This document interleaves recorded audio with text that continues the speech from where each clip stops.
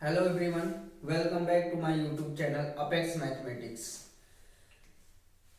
आइए आज हम लोग पढ़ेंगे क्लास 12th मैथ का कॉन्टिन्यूटी वाला पार्ट। देखिए ये बहुत इंपॉर्टेंट टॉपिक है कॉन्टिन्यूटी। पूरा चैप्टर कॉन्टिन्यूटी एंड डिफरेंशियबिलिटी है, लेकिन हम लोग बात करेंगे सिर्फ कॉन्टिन्यूटी के क्वेश्चन की। अगले पार्ट में हम डिफरेंशियबिलिटी के क्वेश्चन सॉल्व करेंगे। तो चलिए कॉन्टिन्यूटी समझते हैं। कॉन्टिन्यूटी का मतलब क्या होता है कि जैसे कोई कर्व है और वो कर्व कहीं भी ब्रेक ना हो, यानी लगातार ये जा रहा है, कहीं ब्रेकिंग नहीं है, तो इसको हम कहते हैं कि ये फंक्शन जो है या कर्व है ये क्या है, कॉन्टिन्यूअस है। अगर ये फंक्शन कहीं बीच में ब्रेक कर जाए या किसी पर्टिकुलर पॉइंट पे ब्रेक कर जाए लाइक दिस, जैसे मान लीजिए एक कर्व ऐसे जा रहा है और यहाँ पे ब्रेक हो गया और यहाँ पे ब्रेक होने के बाद फिर यहां से स्टार्ट हो रहा है, तो ये किसी पर्टिकुलर x के लिए ब्रेक हुआ है। जैसे x इक्वल टू ए पर ये ब्रेक हुआ है, तो x इक्वल टू ए पे अगर ये ब्रेक हुआ है कर्व, तो हम कहेंगे कि at x equal to A ये जो भी फंक्शन है y equal to F X is not continuous. ये फंक्शन कॉन्टिन्यूअस नहीं है क्योंकि ये किसी पर्टिकुलर पॉइंट पे ब्रेक हो गया है। या आसान भाषा में ये कहें कि अगर किसी कर्व का ग्राफ आप ड्रा करते हो, अब बिना पेन या पेंसिल को उठाए ही आप ग्राफ ड्रा कर लेते हो, तो समझो कि मेरा ग्राफ क्या है, कॉन्टिन्यूअस है। तो अब कॉन्टिन्यूटी में बहुत सारे ऐसे फंक्शन होते हैं जो पूरे रियल नंबर के लिए कॉन्टिन्यूअस होते हैं, यानी ओवरऑल एक कभी भी वो डिसकॉन्टिन्यूअस नहीं होते हैं, ब्रेक नहीं होते हैं। जिसमें से पहला फंक्शन आपका हो गया F x equal to mod X. ठीक है, जो मॉड एक्स वाला फंक्शन होगा ये एवरी एक्स के लिए कॉन्टिन्यूअस होगा, for all X belongs to real number, ये रियल नंबर के लिए कॉन्टिन्यूअस होगा। दूसरा कॉन्टिन्यूअस फंक्शन कौन होता है, तो F x equal to sine X या फिर कॉस एक्स या फिर E to the power X या फिर लॉग एक्स, ये सारे फंक्शन क्या होते हैं, कॉन्टिन्यूअस होते हैं। लेकिन ये लॉग एक्स किसी सर्टेन पॉइंट में होता है, सर्टेन पॉइंट के लिए होता है। कभी कभी ये log x जो होता है डिफाइन नहीं होता है, जैसे निगेटिव x के लिए डिफाइन नहीं होगा। तो ओवरऑल अगर रियल नंबर की हम बात करें तो ये सारे फंक्शन जो दिख रहे हैं वो पूरे रियल नंबर के लिए कॉन्टिन्यूअस होते हैं। चलिए और आगे भी बात कर लेते हैं, कुछ और फंक्शन आ जाते हैं। जैसे इसमें बहुत सारे फंक्शन हो गए, हम नंबरिंग क्या करना है, ये sin x भी एक फंक्शन हो गया, cos x, e का पावर x भी एक फंक्शन हो गया, ये सब के सब कॉन्टिन्यूअस होते हैं पूरे रियल नंबर के लिए। ऐसे ही अगर हम बात करें तो पॉलिनोमियल आ जाता है। एवरी पॉलिनोमियल फंक्शन क्या होता है, कॉन्टिन्यूअस होता है। तो ये जो भी आपके सामने लिखा गया है ये ऑलवेज कॉन्टिन्यूअस वाले फंक्शन होते हैं, ऑलवेज कॉन्टिन्यूअस। अब देखिए अगर ये फंक्शन ऑलवेज कॉन्टिन्यूअस होते हैं तो कौन से वाले फंक्शन होते हैं जो कॉन्टिन्यूअस नहीं होते हैं, उसका क्या मतलब हुआ। या कोई फंक्शन कॉन्टिन्यूअस है तो हम चेक कैसे करेंगे कि कॉन्टिन्यूअस है कि नहीं। तो ये तो बस आपको रिमाइंड कराने के लिए है कि ऐसे फंक्शन हमेशा कॉन्टिन्यूअस होते हैं। और पॉलिनोमियल कभी ना कभी अगर आ जाएगा तो हम कहेंगे कि every polynomial function is continuous for all real number, ये सब के सब for all X belongs to real number के लिए कॉन्टिन्यूअस होते हैं। अब कॉन्टिन्यूअस के क्वेश्चन कैसे करना है उसके लिए आ जाते हैं। देखिए उसके लिए एक प्रॉपर डिफिनीशन होती है, वो डिफिनीशन ये होती है, let F X be a function, F X be a function then it is said to be continuous, it is said to be continuous at x equal to a if and only if f is equal to limit x tends to a f x equal to finite number। अगर ये value होता है, अगर ये condition होता है, तो हम कहेंगे कोई फंक्शन किसी पर्टिकुलर पॉइंट पे x इक्वल टू a पर वो क्या है, कॉन्टिन्यूअस है। Any function, any kind of function always continuous होगा किसी particular point x equal to a पर, अगर ये कंडीशन होल्ड होती है। ये कंडीशन का मतलब f की वैल्यू, यानी जिस पॉइंट पे आपको चेक करना है उस पॉइंट पे फंक्शन की वैल्यू कितनी होगी उसको निकालिएगा, फिर लिमिट निकालिएगा उस फंक्शन की। अगर ये दोनों कंडीशन होल्ड होती है तो फंक्शन कहेंगे कॉन्टिन्यूअस है, और ये दोनों चीजें क्या होंगी, एक फाइनाइट नंबर होगी, कोई ना कोई एक फाइनाइट वैल्यू आएगी तो हम कहेंगे फंक्शन क्या है, कॉन्टिन्यूअस है। अब इसी को कभी कभी ऐसे भी लिखा जाता है कि F equal to left hand limit equal to right hand limit. अगर किसी फंक्शन की लेफ्ट हैंड लिमिट और राइट हैंड लिमिट दोनों इक्वल आती है तो हम कहते हैं लिमिट एग्जिस्ट करती है। क्लास 11th में लिमिट वाले चैप्टर में आप पढ़े होंगे कि कोई लिमिट एग्जिस्ट कब करेगी, जब उसका लेफ्ट हैंड लिमिट और राइट हैंड लिमिट वैल्यू निकालिए और दोनों इक्वल आ गया। तो इन्हीं को बस दो पार्ट में ब्रेक कर दिया गया, ये बात तो वही है या फिर ऐसे ही है। और फाइनाइट नंबर का मतलब वो कोई फिक्स नंबर आएगा, कोई एक ऐसा नंबर आएगा जिसको आप काउंट कर सकते हैं। चलिए, अगर हम लेफ्ट हैंड लिमिट और राइट हैंड लिमिट की बात करें तो LHL से रिप्रेजेंट करेंगे और इसकी वैल्यू होती है limit x tends to a minus fx। जो भी आप फंक्शन की वैल्यू निकालेंगे limit x tends to a, उसके ऊपर a के ऊपर माइनस लगा लेंगे। अब इसका क्या सेंस होता है भाई, अगर यहां मान लो a है तो a का माइनस का मतलब उससे छोटा वैल्यू, बहुत ही स्लाइटली कम रहेगा। जैसे हम कहें कोई नंबर ले लेते हैं कि 2 और आपको a की जगह 2 अगर ले लेते हैं तो 2 माइनस का मतलब ये हुआ कि 2 से जरा सा छोटा है। x की जो वैल्यू होगी वो 2 की तरफ तो टेंड कर रही है लेकिन 2 से जरा सा छोटी है, मतलब 1.999 समथिंग लाइक दैट कोई नंबर हो सकता है। अगर ऐसे ही अगर आप राइट हैंड लिमिट की बात करें तो राइट हैंड लिमिट की वैल्यू क्या होती है, तो limit x tends to a plus. a plus का मतलब ऐसा नहीं कि a निगेटिव है या a पॉजिटिव है, इन सब का मतलब, इस सब का मतलब ये होता है अगर माइनस है तो इसका मतलब a से जरा सा कम और प्लस है तो a जरा सा अधिक, यानी x की वैल्यू a से थोड़ा सा अधिक होगी। कैसे हम कहें कि x टेंड्स टू 2 प्लस, ठीक है, ये पावर नहीं है, इसके ऊपर बस ये नोटेशन होता है कि 2 प्लस का मतलब जो भी x है वो 2 से जरा सा अधिक है। हो सकता है x की वैल्यू 2.0001 हो सकता है 2.00001 हो, कुछ ऐसे हो, बहुत छोटा सा वैल्यू अधिक होगा, मतलब बहुत थोड़ा सा अधिक होगा लेकिन इससे अधिक होगा। ठीक है, तो आपको ये क्लियरली पता हो गया कि लेफ्ट हैंड लिमिट निकालने के लिए क्या करेंगे और राइट हैंड लिमिट निकालने के लिए क्या करेंगे, दोनों चीजें यहाँ पे लिखवा दी है। और ये या तो इस कंडीशन को आप कहिए या इस कंडीशन को।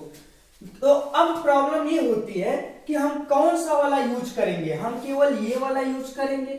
आप चाहे तो इसको हटा दो, अगर कोई कंफ्यूजन आती है तो इसको आप हटा भी सकते हो, क्योंकि फाइनाइट नंबर आप लगेंगे तीसरा केस बनाने। तीसरा केस नहीं, 2 ही केस आपको लेके चलना है, एक एफ की वैल्यू निकालिए और एक इसका लिमिट निकालिए।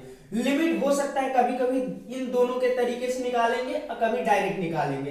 अभी मैं क्लियर कर दूंगा कि कब ये वाला केस लगाएंगे। ठीक है, और रही बात फाइनाइट नंबर की, तो एफ की वैल्यू तो इनफाइनाइट आएगा नहीं, फंक्शन की कोई वैल्यू रहेगा तो कोई फाइनाइट ही वैल्यू आएगा और यहां से भी कोई फाइनाइट वैल्यू आएगा, यानी दोनों एक फिक्स वैल्यू आएंगे।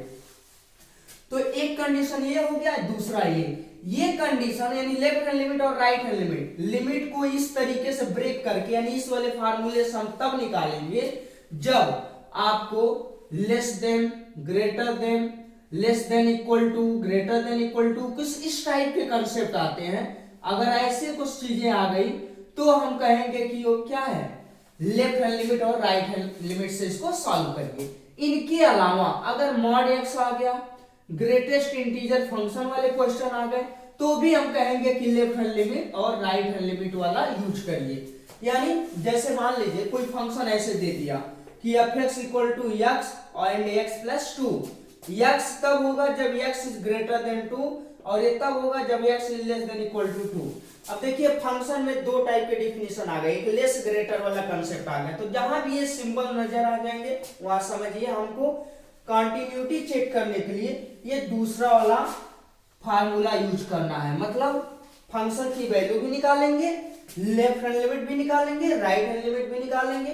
अगर ये तीनों की वैल्यू इक्वल आई तो हम कहेंगे फंक्शन कंटिन्यूअस है, और तीनों में से कोई भी एक इक्वल नहीं आया, मतलब ये दोनों इक्वल हो गए, ये नहीं आया, या फिर ये दोनों इक्वल है ये नहीं इक्वल हुआ, तो हम कहेंगे ये फंक्शन कॉन्टिन्यूअस नहीं है। और कॉन्टिन्यूअस नहीं है तो उसको क्या समझ लेंगे, क्या बोलेंगे कि डिसकंटिन्यूअस है, the function is discontinuous. Okay, चलिए अब क्वेश्चन पे आ जाते हैं।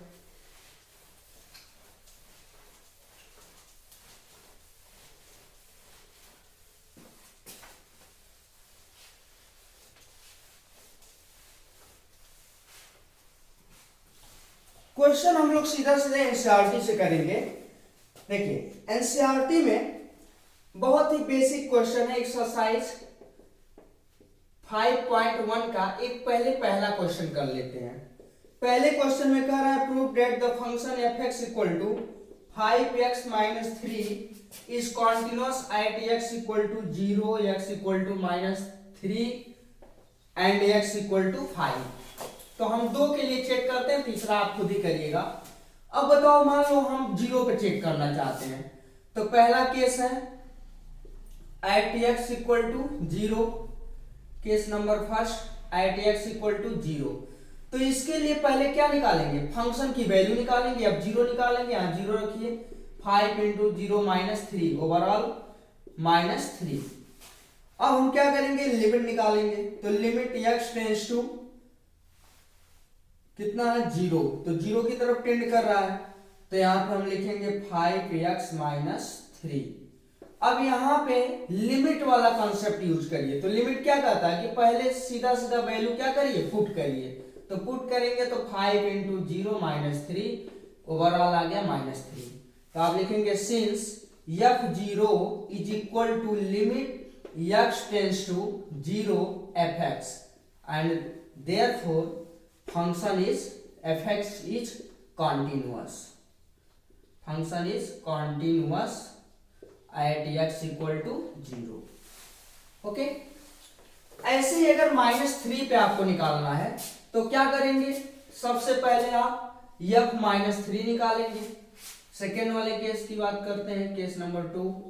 अगर -3 पे आपको चेक करना है तो क्या करिए, f -3 निकालिए, जहां x से वहां रख दो, 5 × -3 -3, 5 3 जा -15 और -3 -18। अब इसका लिमिट निकालेंगे, लिमिट x टेंड्स टू -3 और f(x) के जगह क्या रखेंगे, 5x - 3, वैल्यू यहां पुट करिए। This gives 5 × -3 overall -18।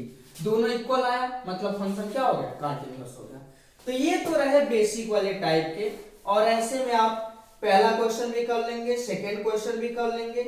Third question पे आ जाते हैं थोड़ा।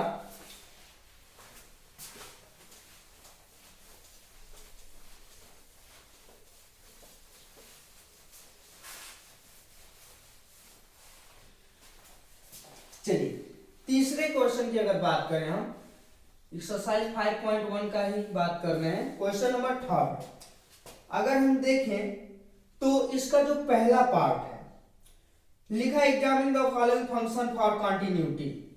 यहां लिखा है f(x) equal to x - 5।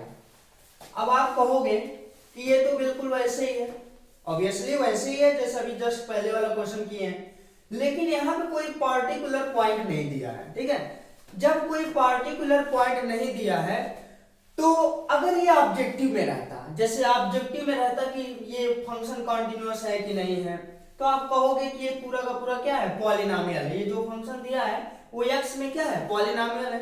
And you know well कि जो पॉलिनोमियल होता है, every polynomial function is continuous. हमने शुरुआत में ही बता दिया कि जो पॉलिनोमियल होते हैं, मॉड वाले होते हैं या फिर साइन कॉस वाले होते हैं, वो फंक्शन हमेशा कंटिन्यूअस होते हैं फॉर ऑल रियल नंबर। तो ये भी रियल नंबर के लिए कंटिन्यूअस है। तो लेकिन हमें चेक करना, अगर आप चाहते हो कि चलो भाई चेक करें कि कैसे ये कंटिन्यूअस है, तो लेट कर लेते हैं। Let x belongs c belongs any real number, c belongs to real number. मान लीजिए c रियल नंबर है, तो हम पूरे c के लिए चेक करते हैं। तो पहले fc निकाल लेते हैं, fc तो देखेंगे यहाँ आएगा c - 5। अब इसकी लिमिट निकालते हैं, limit x tends to c, और जैसे ही x टेंड्स टू c करेंगे और फंक्शन यहाँ पे आपका क्या है x - 5 अब इसके जगह पे रख दो c माइनस 5, ये दोनों इक्वल वैल्यू आ गया, यानी लिमिट भी और फंक्शन की वैल्यू भी दोनों के दोनों इक्वल आ गए। इसका मतलब पूरे रियल नंबर के लिए फंक्शन क्या है, कॉन्टिन्यूअस है। आप कहोगे आपने तो एक c के लिए चेक किया, तो पूरे रियल नंबर के लिए कैसे हो सकता है? तो भाई c आर्बिट्रेरी लेना है, ठीक है। आर्बिट्रेरी इन द सेंस कि आप अपने मन से अपनी इच्छा अनुसार कोई सा भी रियल नंबर ले लो। तो जब कोई सा रियल नंबर मान के लिए हो, अगर आप c यहां लेट किए हो तो आप लेट कर लो कि c belongs R be any arbitrary number, arbitrary number, बस इतनी सी बात लिख देंगे तो ये पूरा कोई सा भी रियल नंबर आप ले लो सबके लिए वैलिड हो जाएगा। तो जब ये पूरे रियल नंबर के लिए वैलिड है और दोनों केसेस इक्वल हो रहे हैं, हम कहेंगे फंक्शन इज कॉन्टिन्यूअस या फिर continuous for all real numbers. Okay, चलिए, तो जहां पे आपने यहां से क्या सीखा, आपने यही सीखा कि जब आपको कोई पॉइंट ना दिया हो, कोई पर्टिकुलर पॉइंट ना दिया है कि इस पॉइंट पे चेक करिए, तो वहां आप हर एक वैल्यू के लिए चेक करेंगे, दोनों केस लेके चलेंगे कि कहीं फंक्शन ऐसा तो नहीं है कि किसी पॉइंट के लिए डिसकंटिन्यूअस हो। तो हमें ये बस देखना है कि फंक्शन कंटिन्यूअस हो रहा है तो पूरे रियल नंबर के लिए हो रहा है, या फिर कोई ऐसा पर्टिकुलर पॉइंट है जिसपे वो कंटिन्यूअस ना हो। अब एक चीज और अभी क्वेश्चन के माध्यम से आपको समझाते हैं। अगला क्वेश्चन है क्वेश्चन नंबर 3 का सेकेंड पार्ट, 1/x-5 ऐसे आ गया। अब देखिए, सबसे पहले ये देखो कि जो भी फंक्शन है वो डिफाइन आ रहा है कि नहीं। इसीलिए हमने वीडियो की शुरुआत में जब फंक्शन और कंटिन्यूटी का रूल बता रहे थे तो आपको ये बता रहे थे कि फंक्शन की वैल्यू मतलब a पे अगर चेक करना है तो f है और इनकी लिमिट, ठीक है, इसकी लिमिट और एक फाइनाइट नंबर, ये तीन चीजें हमने शुरू में बताया था। फाइनाइट नंबर का सेंस क्या हुआ भाई, कि अगर किसी पर्टिकुलर वैल्यू आप पर फंक्शन की वैल्यू निकालते हैं, जैसे x इक्वल टू a पे निकालते हैं, तो ये वैल्यू एक फाइनाइट नंबर आना चाहिए, ना कि अनडिफाइंड नंबर, ठीक है। तो जैसे हम यहाँ पे देख रहे हैं कि डिनोमिनेटर में चीजें आ रही हैं, तो अगर x की जगह आप 5 रख दो तो नीचे क्या बन जाएगा 0, और 1/0 गिव्स इनफाइनाइट। इसका मतलब ये क्या है, फाइनाइट नंबर है नहीं ना। तो जब ये फाइनाइट नंबर नहीं हुआ तो क्या ये फंक्शन x इक्वल टू 5 पे क्या होगा, कंटिन्यूअस होगा? नहीं होगा। क्यों? क्योंकि ये फाइनाइट वैल्यू नहीं दे रहा है। तो बस ऐसे समझो दूसरी भाषा में कि अगर कोई फंक्शन अनडिफाइंड है किसी पर्टिकुलर पॉइंट पर, ठीक है, किसी पर्टिकुलर पॉइंट पर अगर कोई फंक्शन अनडिफाइंड हो रहा है तो समझो कि उस पॉइंट पे वो क्या है, कंटिन्यूअस नहीं है। ओके, तो चलिए, x इक्वल टू 5 पे तो फंक्शन कंटिन्यूअस नहीं हुआ, but what about other value, बाकी के रियल नंबर के लिए क्या होगा? तो बाकी रियल नंबर के लिए पूरा फंक्शन क्या है, डिफाइंड है। तो जब पूरा फंक्शन डिफाइंड है तो ये भी क्या होगा, कंटिन्यूअस होगा। लेकिन लिखेंगे कैसे? तो फिर वही case, let c belongs r -5, कुछ ऐसा लिख लेते हैं, b any arbitrary number. c कहां से बिलोंग कर रहा है, रियल नंबर के सेट में से 5 को माइनस कर दो, क्योंकि 5 को आपको नहीं लेना है, यानी जहां से वैल्यू इसमें रखनी है, यानी जो इसका डोमेन आएगा फंक्शन का, उसमें 5 हो ही नहीं सकता। क्योंकि आपको पता है डोमेन क्या होता है फंक्शन का, डोमेन मतलब set of all values for which function is real और डिफाइंड। किसी भी वैल्यू के लिए अगर फंक्शन या तो रियल आए या फिर डिफाइंड वैल्यू आए तो हम कहेंगे फंक्शन, वो जो सेट है जहां से वैल्यू आप रख रहे हो वो सेट ऑफ वैल्यूज क्या कहलाएगा, डोमेन ऑफ द फंक्शन कहलाएगा। तो ये डोमेन में तो आएगा नहीं, तो इनको हटा ही देते हैं। अब बचे हुए लोग को हमने एक आर्बिट्रेरी नंबर क्या ले लिया, c ले लिया। अब c पे इसको चेक करेंगे तो अब c की वैल्यू निकालेंगे तो 1/c-5, और आपको पता है कि c 5 नहीं है तो नीचे 0 कभी बनेगा ही नहीं। ओके, अब इसकी लिमिट निकालते हैं, limit x tends to c f(x), फिर वही वैल्यू f(x) की जगह रखेंगे, limit x tends to c, और यहाँ पे 1 अपॉन कितना हो जाएगा c माइनस x माइनस 5, तो x माइनस 5 की जगह जब रखेंगे तो 1 अपॉन c माइनस 5। अब ये वैल्यू दोनों सेम आया, तो आप लिखेंगे since f c is equal to limit of x tends to c f x, और अगर ऐसा हो गया then function is f is continuous.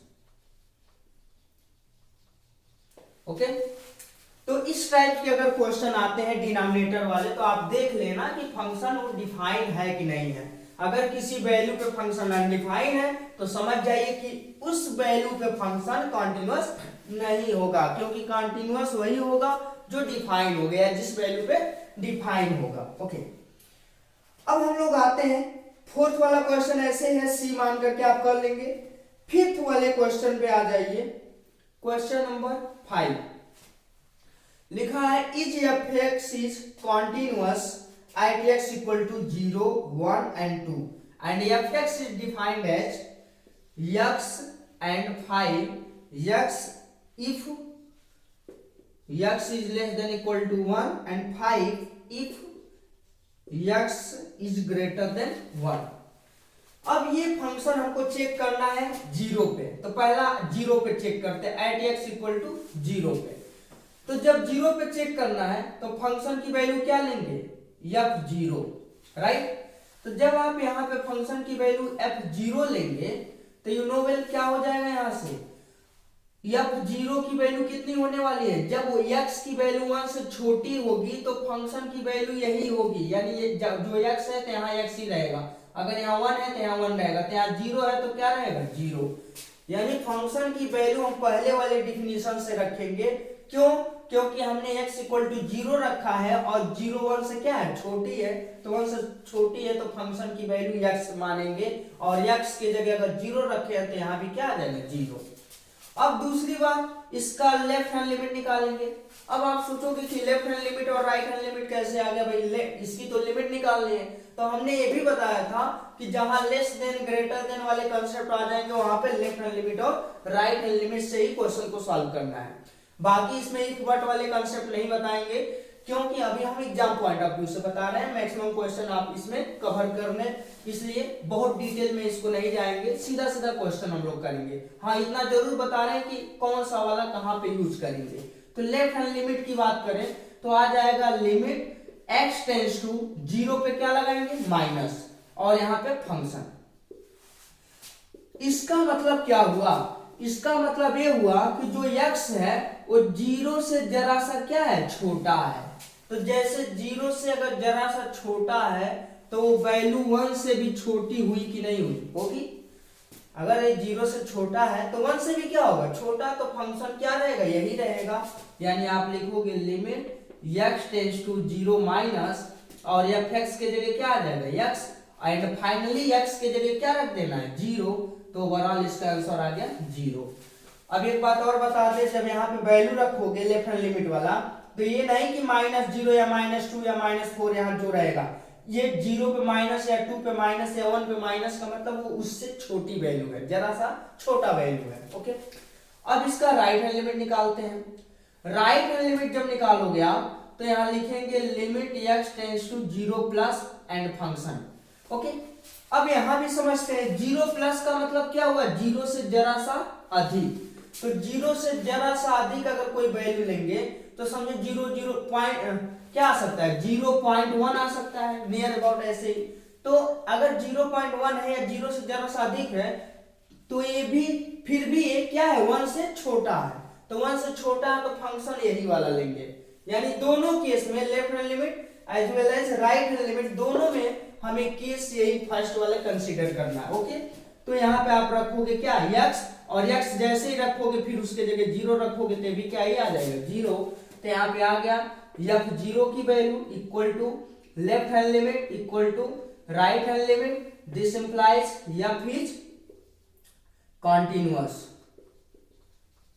किसके लिए, फॉर x इक्वल टू किस पे चेक करना 0 पे, x इक्वल टू 0 पे। ओके, तो आई होप ये क्वेश्चन आपको समझ में आ गया। अब इसी में और भी कई पार्ट है, तो हम एक अगला पार्ट भी देख लेते हैं।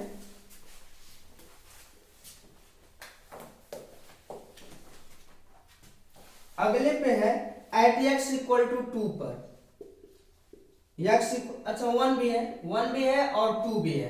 तो चलिए पहले 1 पे चेक कर लेते हैं। जब 1 पे चेक करेंगे तो f1 की वैल्यू निकालिए पहले। अब f1 की वैल्यू निकालेंगे तो देखिए इक्वल कहां पे लगा, यहाँ पे x इक्वल टू 1 है तो भी फंक्शन यही लेना है, तो यहाँ पे रख दो भाई। जब x की जगह 1 रखोगे तो यहाँ भी 1 ही रखोगे तो 1 आ जाएगा। अब हम क्या निकालेंगे, LHL, इसका मतलब limit x tends to 1 minus, यानी जो x की वैल्यू है वो 1 से जरा सा छोटा है, और यहाँ fx। अब क्या करेंगे, limit x tends to 1 minus, और फंक्शन की वैल्यू यही लेंगे क्योंकि 1 से छोटे में यही आएगा x। अब यहाँ पे x की जगह क्या रखेंगे, 1। ये 1 रखना है, -1 नहीं है, ऐसे -1 वाला ये नहीं है। 1 पे माइनस का मतलब ये हुआ 1 से जरा सा छोटा है, मतलब फंक्शन कौन सा वाला लेंगे, वैल्यू कौन सा वाला फंक्शन का लेंगे, उसको आइडेंटिफाई करने के लिए ऐसा किया जाता है। तो यहाँ पे सीधा सीधा आ गया 1, तो ये दोनों तो इक्वल आ गया।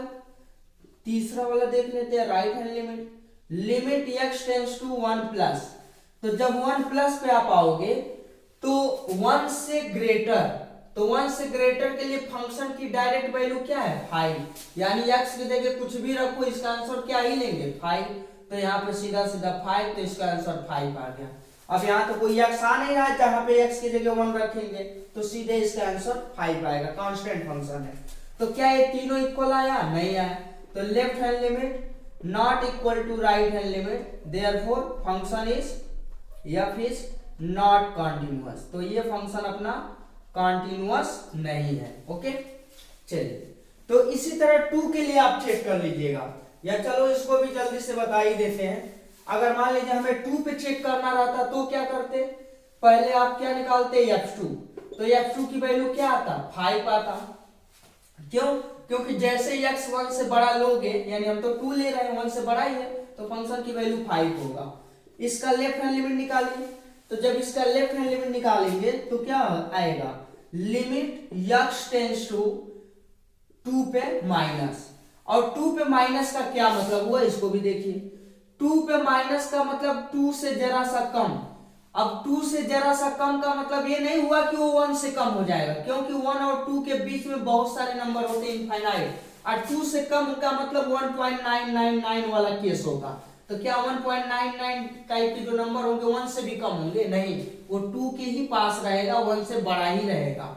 तो अभी भी 1 से बड़ा वाला केस लेंगे, यानी फंक्शन की जो वैल्यू आएगी वो 5 पे आएगी। तो इसका भी आंसर क्या आ जाएगा, 5। ओके, सिमिलरली ऐसे राइट हैंड लिमिट, तो यहाँ पे लिखेंगे limit x tends to 2 plus, और 2 प्लस मींस ग्रेटर देन 2, तो ग्रेटर देन 2 मींस 1 से ग्रेटर तो रहेगा 5, इसकी भी वैल्यू 5। तो इसके लिए तो तीनों इक्वल हो गया, फंक्शन विल बी कॉन्टिन्यूअस।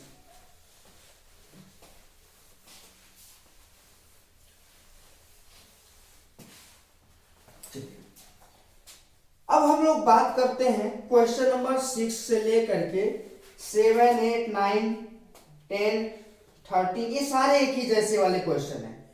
और इसके लिए लिख दिया है कि find all point of discontinuity of function where f is defined by this.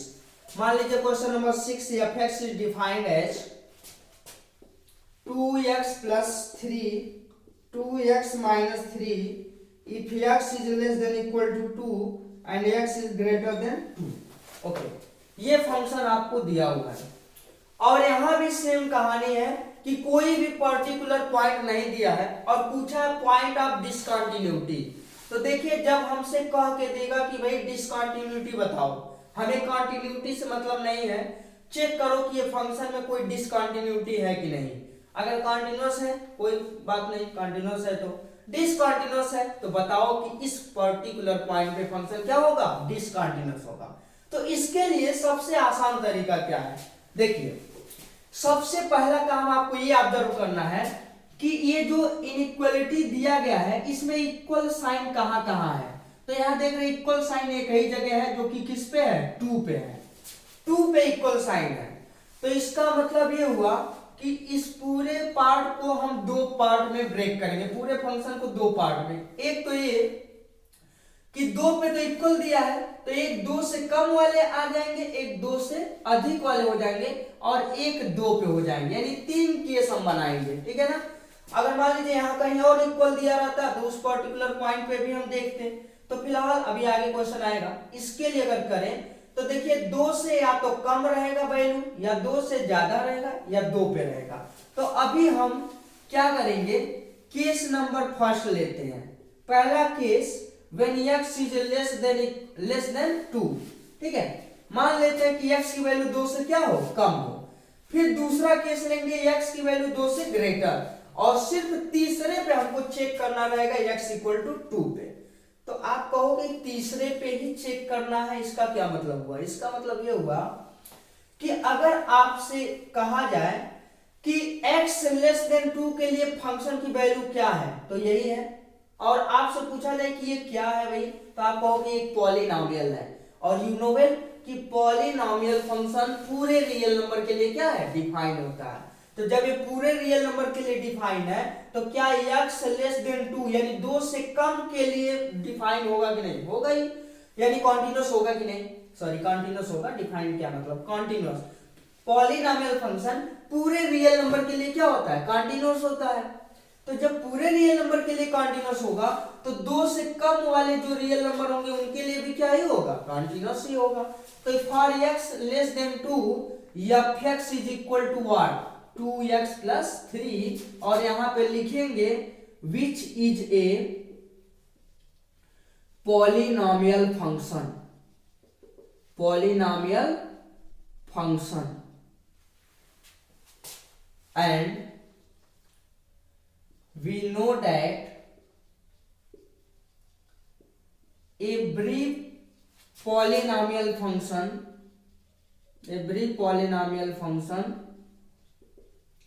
is continuous for all x belongs R। पूरे रियल नंबर के लिए कॉन्टिन्यूअस होता है। तो जो पॉलिनोमियल फंक्शन होता है वो पूरे रियल नंबर के लिए कॉन्टिन्यूअस होता है, एंड देयरफॉर f(x) यानी जो अपना पॉलिनोमियल जो फंक्शन की वैल्यू है x लेस देन 2 के लिए, तो यही वैल्यू डिफाइन हो रहा है।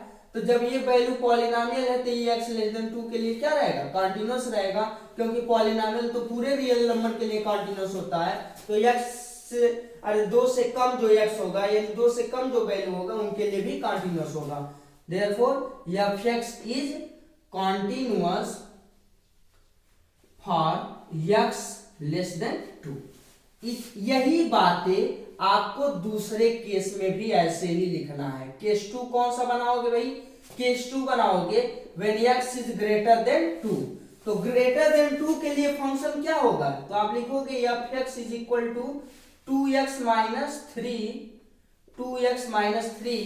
which is a polynomial function and every polynomial function is continuous for all real number and hence this function यानी f(x) equal to 2x minus 3 is also continuous for x greater than 2। तो अगर ये पूरे real number के लिए continuous है तो x greater than 2 के लिए भी क्या होगा, कॉन्टिन्यूअस होगा। तो 2 केस आप ऐसे ही कर लेंगे, ठीक है। और ऐसे ही आगे के जितने भी क्वेश्चन है जिसमें डिसकंटिन्यूटी पूछा है, पॉइंट ऑफ डिसकंटिन्यूटी पूछा है, उसमें सभी के लिए अगर पॉलिनोमियल दिख गया तो आप ऐसे ही करेंगे। तो एक केस मात्र बच गया, किस पे? जहां इक्वल लगा हुआ। तो यहाँ पे एक ही जगह इक्वल लगा हुआ, अब उसी के बारे में आपको डिटेल में काम करना है। तो चलिए, तो 2 तो आइए रिजल्ट आप कर लेंगे। तीसरे पे आएंगे, तीसरा केस बना लेते हैं, ठीक है। तीसरा केस अपना क्या है? Case third at x equal to 2। अब जब कोई पर्टिकुलर पॉइंट आपको दे दिया तो उसके लिए कंटिन्यूटी कैसे चेक करते हैं कि फंक्शन इस पे कंटिन्यूअस है कि नहीं? तो वही पुराना लॉजिक, यानी फंक्शन की वैल्यू, लेफ्ट हैंड लिमिट और राइट हैंड लिमिट। तो यहां पे f2 की वैल्यू निकालिए, f2। तो जहां इक्वल लगा हो तो ये वाला फंक्शन है, फंक्शन की वैल्यू आपका क्या है, 2x प्लस 3। तो 2 इंटू एक्स के जगह 2 प्लस 3, 2 2 जा 4 और 3 7। Now left hand limit is equal to limit x tends to 2 minus f(x). This is equal to limit x tends to 2 minus and fx की वैल्यू कितनी है 2x माइनस 2x प्लस 3 रख देंगे यहाँ वैल्यू 2 इंटू एक्स की जगह 2 रखेंगे 2 2 जा 4 plus 3 gives 7। Now right hand limit RHL limit x tends to 2 plus fx and what is the value of fx।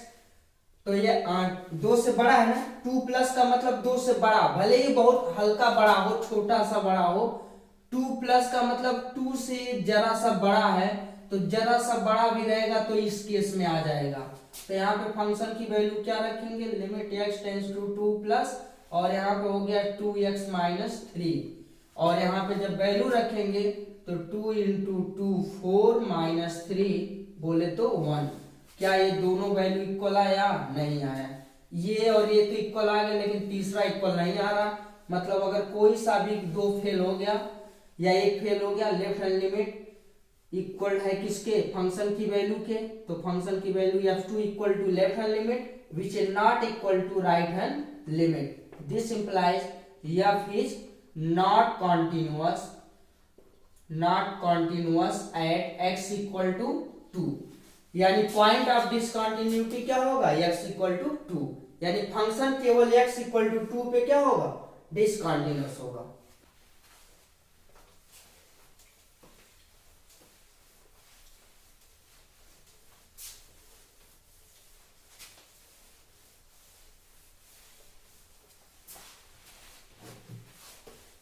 Next question पे आते हैं हम लोग।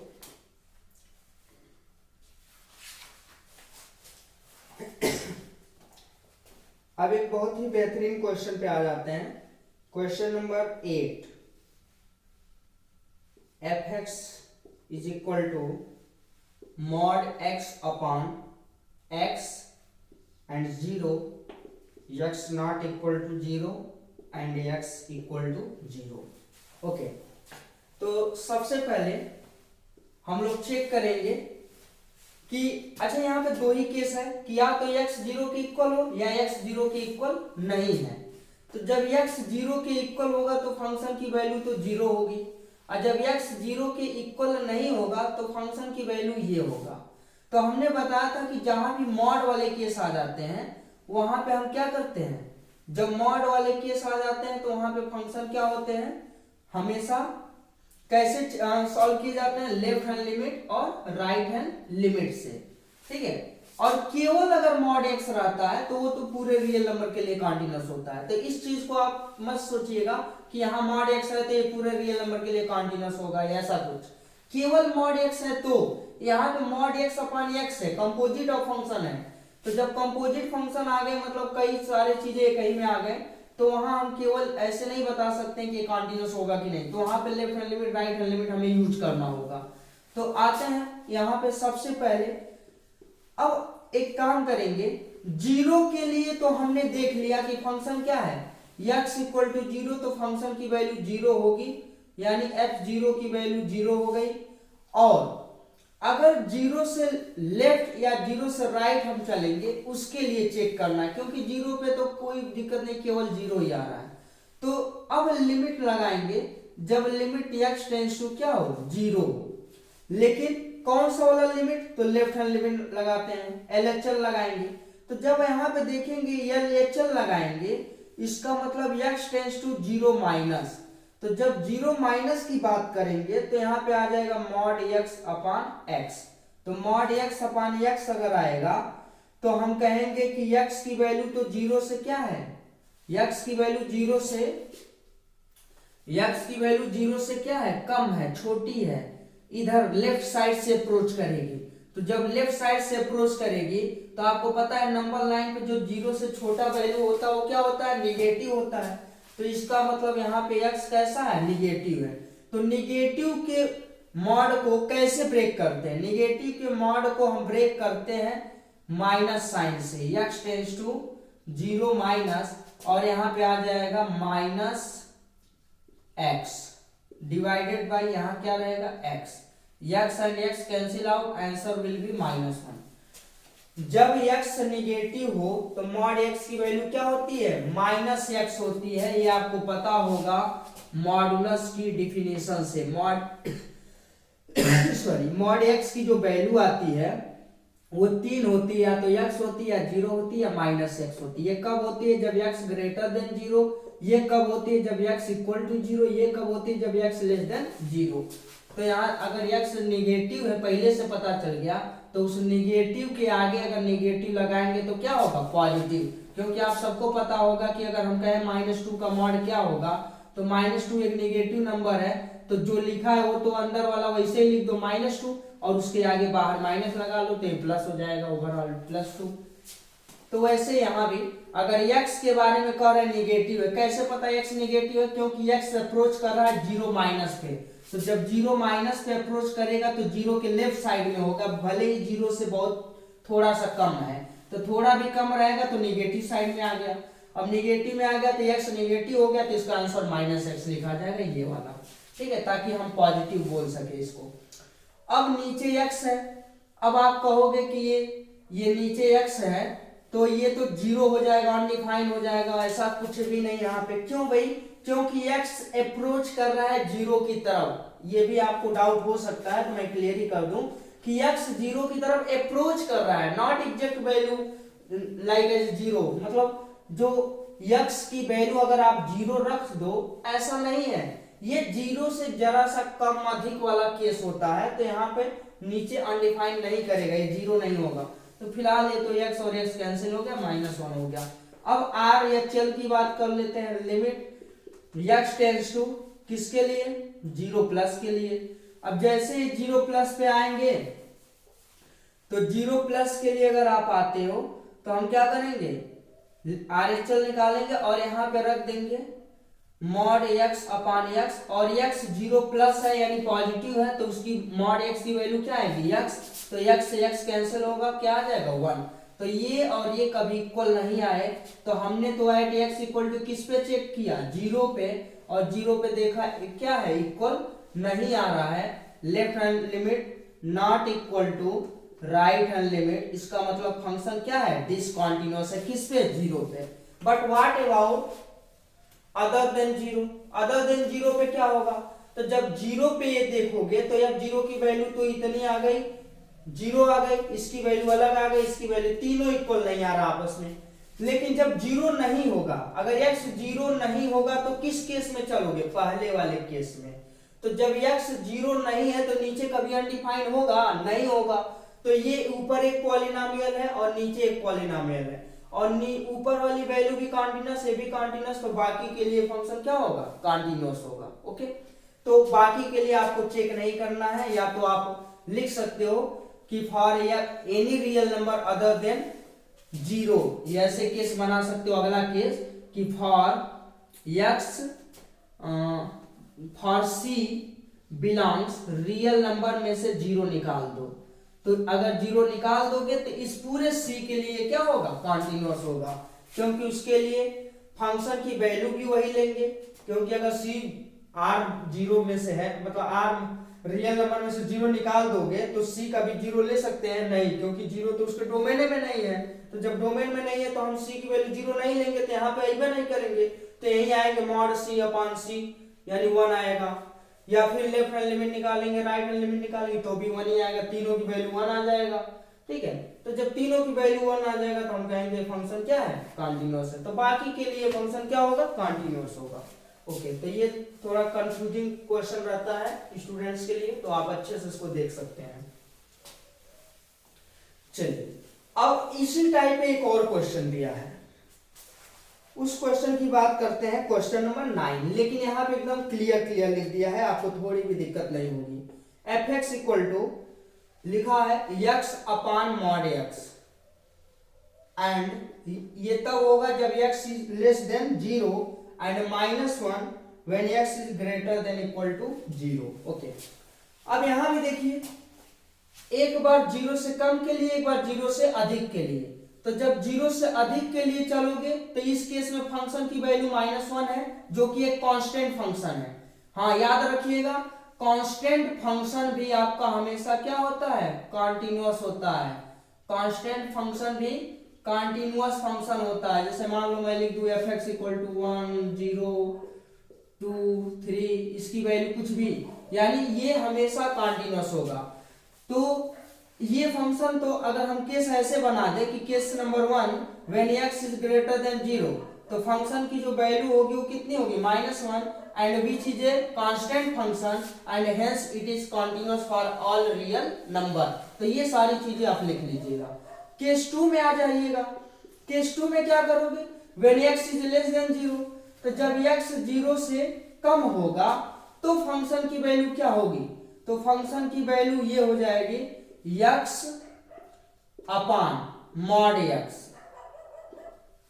और इसकी जो वैल्यू होगी अगर ये हो जाती है, तो अगर x निगेटिव है तो ये क्या आ जाएगा, यहां से तो पॉजिटिव आ जाएगा, मतलब -x रख सकते हैं। तो x अपान यहाँ पे क्या रखेंगे माइनस, क्योंकि x अगर निगेटिव है तो निगेटिव का निगेटिव रखोगे तो ही तो ये पॉजिटिव होगा, तो x कैंसिल होकर इसकी वैल्यू क्या आ गई -1।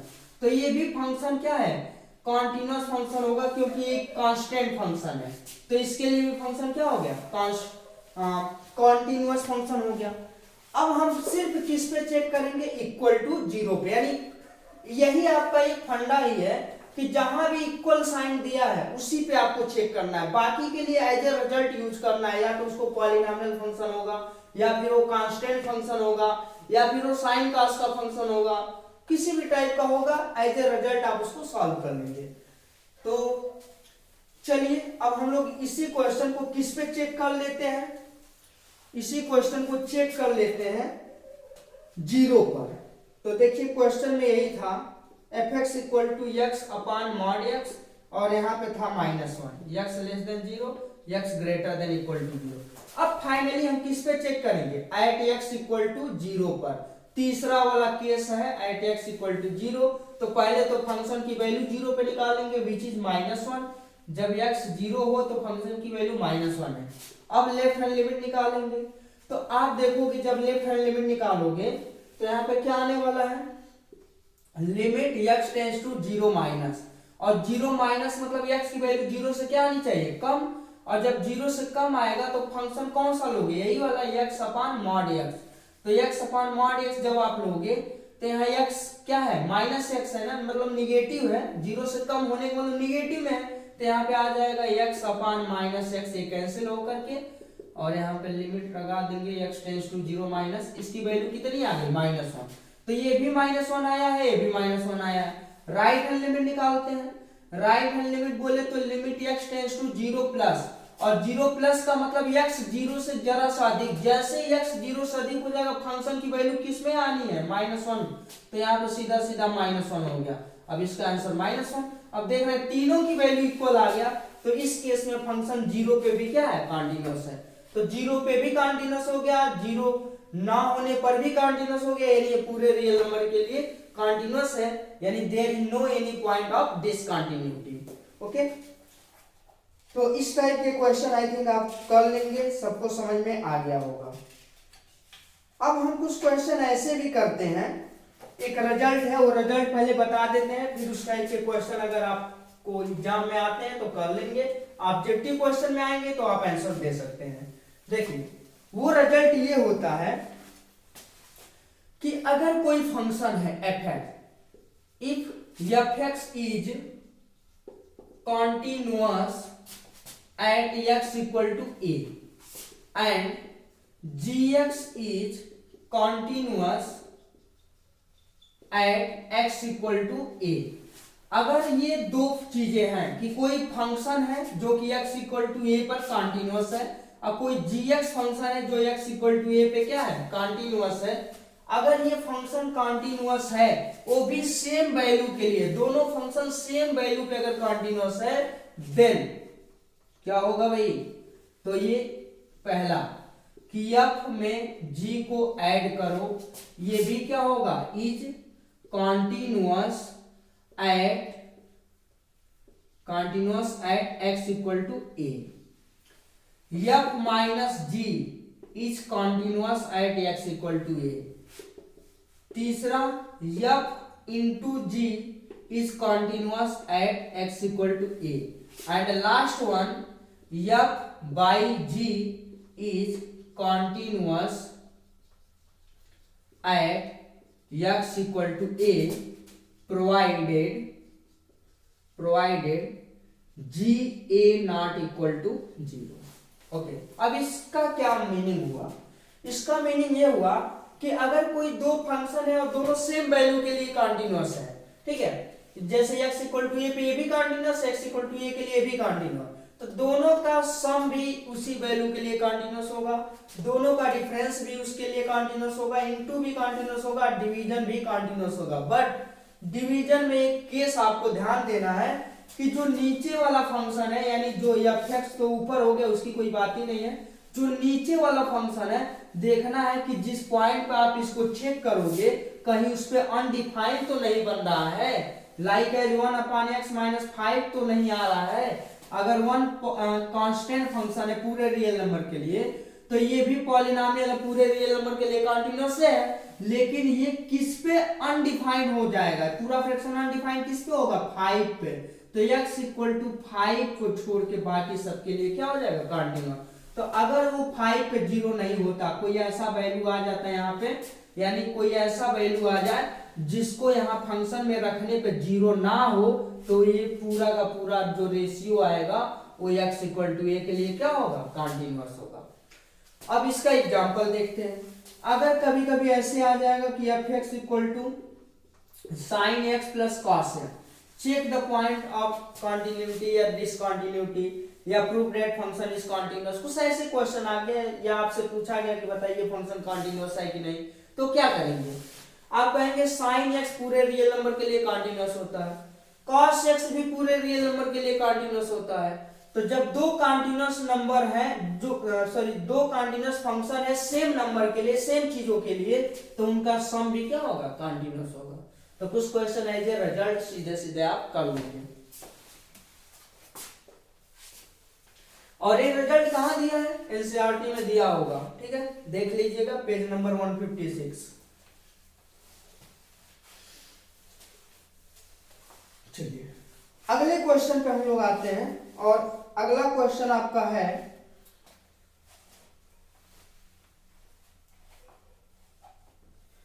देखिए एक बहुत ही इंपॉर्टेंट क्वेश्चन, 26 नंबर क्वेश्चन है, थोड़ा सा आगे बढ़ गए हम लोग, लेकिन बहुत ही बेहतरीन question. f(x) equal to k cos x upon pi minus 2x if x not equal to pi by 2 and 3 if x equal to pi by 2, ऐसे दिया हुआ है। कह रहा है find the value of k, यहां पे जो k आया है उसकी वैल्यू फाइंड आउट करना है if the function is continuous, okay, at x equal to pi by 2। यहाँ पे इसके लिए अलग अलग क्वेश्चन के लिए अलग अलग कंडीशन दिया है, तो इस क्वेश्चन के लिए दिया है कि at x equal to pi by 2, यानी अगर ये फंक्शन x equal to pi by 2 के लिए कॉन्टिन्यूअस है, then find the value of k। यानी अगर ये फंक्शन कॉन्टिन्यूअस है तो ये दो केसेस होल्ड करेगा, एक तो जिस पे चेक करना उस पे फंक्शन की वैल्यू, और जिस पे चेक करना है उसकी लिमिट, ठीक है, उस पे फंक्शन की लिमिट, दोनों की वैल्यू का सेम आती है तो हम कहेंगे फंक्शन क्या है? कॉन्टिन्यूअस है। अगर इक्वल नहीं आता है तो हम कहेंगे कॉन्टिन्यूअस नहीं है। अब यहाँ पे सबसे पहले जिस पे चेक करना उसकी वैल्यू निकाल लो, या पाई बाई 2, तो इसकी वैल्यू कितना होगा भाई? 3 होगा, ओके। अब दूसरी चीज लिमिट निकालते हैं, limit x tends to pi by 2। अब एक बात बताइए आप, यहाँ पे जो हम फंक्शन की वैल्यू लिमिट निकाल रहे हैं, ये लेफ्ट हैंड लिमिट निकालें, राइट हैंड लिमिट निकालें कि डायरेक्ट लिमिट निकालें? आप कहोगे लेफ्ट हैंड लिमिट निकालते हैं, क्योंकि दो कंडीशन है, दो डिफिनेशन है। भाई साहब यहाँ ना तो लेस देन ग्रेटर देन का कोई सिंबल तो आया नहीं है, यहाँ कोई मॉड में तो आया नहीं है, ग्रेटेस्ट इंटीजर फंक्शन तो आया नहीं है, तो हम सीधे सीधे लिमिट निकाल लेते हैं। तो यहाँ पे निकालेंगे x tends to pi by 2, यानी जब x की वैल्यू एग्जैक्ट पाई बाई 2 तो फंक्शन की वैल्यू ये 3 हो ही गया, और जब पाई बाई 2 नहीं है, थोड़ा सा अधिक हो चाहे कम हो, तो उन दोनों केस को कौन आइडेंटिफाई कर लेगा? ये पहला वाला। अगर लेफ्ट हैंड लिमिट निकालोगे तो भी इसी फंक्शन को यूज करोगे, राइट हैंड लिमिट निकालोगे तो भी इसी फंक्शन को यूज करोगे। क्योंकि जब x टेंड वाली बात आती है π/2 माइनस चाहे प्लस, तो उस केस में एग्जैक्ट वाला वैल्यू तो लेंगे नहीं, तो यही वाला लेंगे दोनों केस में। तो दो केस क्या करना, तो सीधा सीधा लिमिट ही निकाल लेते हैं। तो लिमिट x टेंड्स टू π/2 निकालते हैं, और इस केस के लिए फंक्शन की वैल्यू होगी k cos x अपान पाई माइनस 2x। ओके, अब ये थोड़ा लिमिट का बहुत ही अच्छा कॉन्सेप्ट आ गया। जब ये लिमिट की वैल्यू आ गई, ठीक है, ये किसकी वैल्यू निकाल रहे हैं, x टेंड्स टू π/2 फंक्शन की वैल्यू निकाल रहे हैं।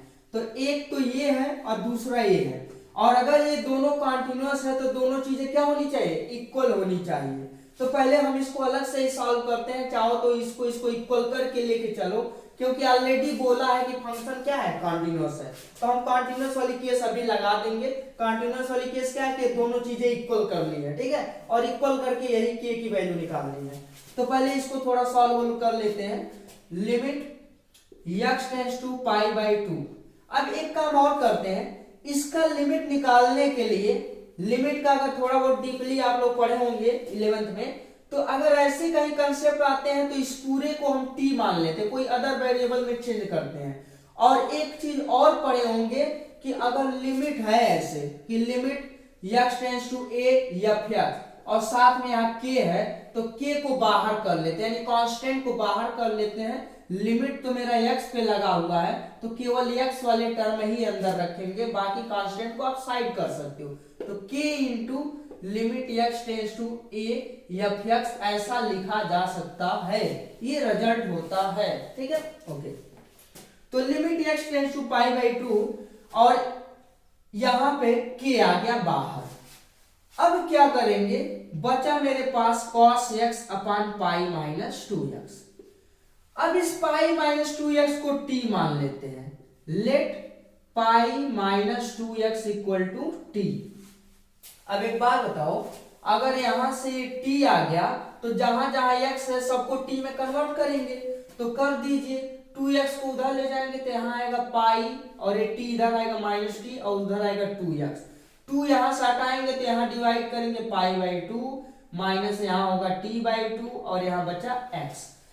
अब एक बात और बता दूं कि लिमिट का रूल होता है कि जब आप किसी चीज को, किसी वेरिएबल को दूसरे वेरिएबल में चेंज करते हैं, तो ये लिमिट कहां से कहां जा रही है वो भी चेंज होता है। मतलब जब ये फंक्शन x में है तो लिमिट x के टर्म में गई है कि x टेंड्स टू यहां जा रहा है। अगर ये फंक्शन पूरा t में कर रहे हो तो इस यहाँ भी t किधर जा रहा है वो निकालना पड़ेगा। तो वो कैसे निकालते हो, जहां x है वहां पे π/2 रख दो, जिधर लिमिट गया है वही वैल्यू रख दो। तो जैसे ही यहाँ x के जगह आप क्या रखोगे, π/2 रखोगे, तो π/2 यहाँ पे हो गया, और यहाँ पे हो गया t/2, और यहाँ हो गया π/2। तो π/2 से π/2 पूरा कैंसिल, तो इधर क्या बचा 0, तो 2 इधर जाएगा, माइनस इधर जाएगा, 0 में डिवाइड होगा तो सब 0, यानी t इक्वल टू क्या आ जाएगा, 0 आ जाएगा। ओके, तो ये आप निकाल लेंगे। तो ये थोड़ा रफ वर्क है। अब यहाँ पे वैल्यू हम सीधा सीधा लिखते हैं k इंटू लिमिट। अब यहाँ पे t टेंड्स टू क्या आ जाएगा, 0। कैसे आएगा, चाहे यहाँ पे कहीं भी x की जगह π/2 रखिए और t की वैल्यू निकाल लीजिए, यही रख दीजिए। तो यहाँ π/2, 2 से 2 cancel, pi minus pi 0, t की वैल्यू आ गई 0। तो t 0 की तरफ टेंड करेगा। इट मींस जब x किधर टेंड कर रहा है, π/2 की तरफ, तो t किधर टेंड करेगा, 0 की तरफ। और यहाँ पे क्या आ जाएगा, cos x की जगह क्या आया भाई, ये पूरी वैल्यू आई है π/2 माइनस t/2, डिवाइडेड बाई नीचे क्या आ जाएगा, तो नीचे इस पूरे को क्या माने हो, t हो गया।